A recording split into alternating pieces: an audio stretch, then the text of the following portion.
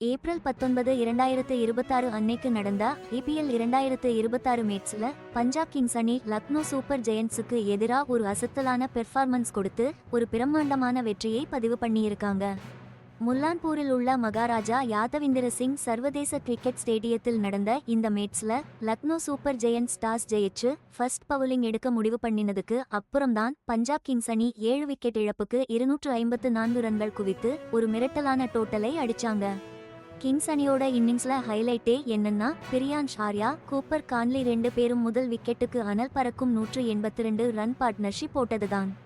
ஆர்யா வெறும் 37 பால்ல 93 ரன்கள் அடிச்சு வெளுத்து வாங்கினார். அதே சமயம் கான்லி 46 பால்ல 87 ரன்கள் சேர்த்து ஒரு சாதனையை முறியடிக்கும் வேகத்துல விளையாடினாங்க.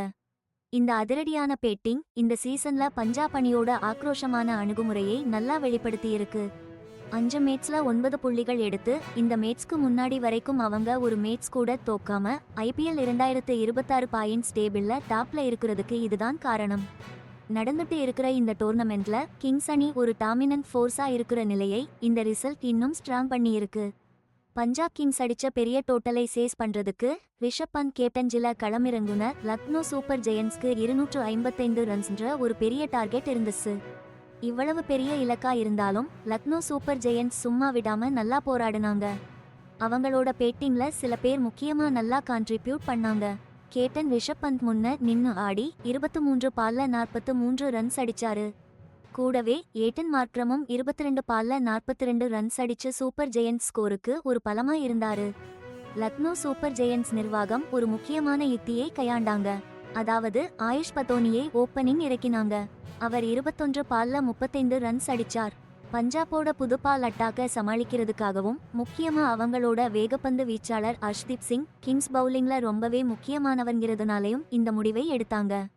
ஆனா தனிப்பட்ட முறையில இவ்வளவு நல்ல பெர்ஃபார்மன்ஸ் கொடுத்தாலும் லக்னோ அணி கடைசி வரைக்கும் போராடி 254 ரன்ஸ் மட்டும்தான் எடுத்து தோத்துட்டாங்க.